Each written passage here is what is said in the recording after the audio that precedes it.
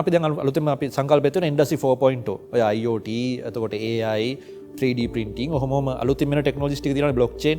ඒතර local market එකට ඔක තාම ඉන්ඩස්ට්‍රි 4.4 කියන එක අලුත් වැඩි. දැන් අපි ඉන්ඩස්ට්‍රි ෆස්ට් ඉන්ඩස්ට්‍රි එකේ ස්ටීම් එන්ජින් 700 ගණන් වල. ඊට පස්සේ 1800 ගණන් වල ඉලෙක්ට්‍රිසිටි යනවා සෙකන්ඩ් ඉන්ඩස්ට්‍රියල් රෙවොලූෂන්.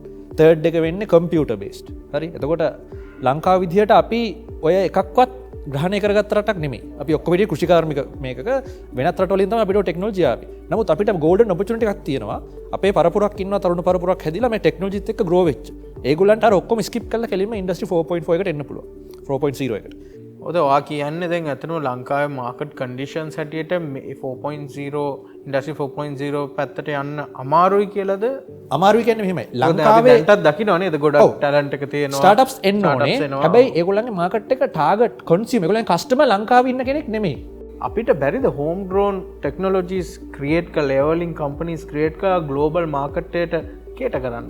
අනිවාර්යෙන් ඒක පුළුවන්. අපි ඒ දකින්න සර්විස් ඉන්ඩස්ට්‍රි එකක් හැටියට ලංකාව සයන් හොඳයි. ඔව් ඒ කියන්නේ කස්ටමර් ඉන්නේ ලංකාවේ නෙමෙයි හින්දා. කස්ටමර් ඉන්නේ ලංකාවේ නෙමෙයි. කස්ටමර් ගෙවන රුපියල් වලින් නෙමෙයි. අපි දන්නවා මේ ප්‍රොඩක්ට් එක ලයිෆ් සයිකල් එකේදී විවිධ මට්ටම් වලදී විවිධ කට්ටිය මේ ප්‍රොඩක්ට් එක බාර ගන්නවා. ඒතොර ලංකාවේ මිනිස්සුන්ට ඒගොල්ලන්ගේ අපි සැලරියක් ගන්නනේ ගොඩක් අය 90 ගණන් කින් සැලරියක් ගන්න එම්ප්ලොයිස්ලා. එතකොට ඒගොල්ලන්ට එන මාසේ සැලරි එකෙන් කන්න වියදම් කරලා ජීවිත ඉගෙන ගන්න ළමයින්ට සෞඛ්‍ය වියදම් මේ ඔක්කොම අයින් කරාම අර වැඩිපුර අර ඕනම දෙයකට වියදම් කරන්න පුළුවන් උතුරුවක් එනවානේ. ඔව් ඒක ඊටාම පොඩි. සමහරට නැති තරම්. එතකොට ලංකාවේ අලුත් දෙයක් try කරන්න තියෙන අවස්ථාව කන්සියුමර්ස්ලාට අඩුයි. මාස් මාකට් යන්න බෑ. හරි early adoptersලා කීප දෙනෙක් ඉන්න පුළුවන්. නමුත් අපි ඇමරිකාව වගේ රටක් ගමු උදාහරණයකට. එතකොට ඒගොල්ලන්ට ඒ ක්‍රය ශක්තිය කියන්නේ තව අත්හදා බැලීමකට වියදම් කරන්න පුළුවන් හැකියාව වැඩි. අනිත් ඒකේ ජනගහනයත් වැඩි. මිලියන 300 ගණක්. ඒතර ඔයා කියන්නේ entrepreneur කෙනෙක්ට සක්සස් වෙන්න නම් අනිවාර්යෙන් ග්ලෝබල් මාකට් එකට යන්නම ඕන කියලාද?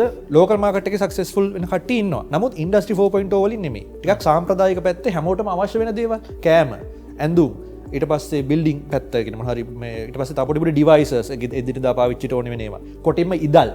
ඔව්. ඊටම ප්‍රාථමික දේවල් අන්න ඒ වගේ කරන ගොඩාක් ඔන්ටර්ප්‍රෙනර්ස්ලා ඉන්නවා මේ ටෙක් සයිඩ් එකේ නැති අතිශය සක්සස්ෆුල්.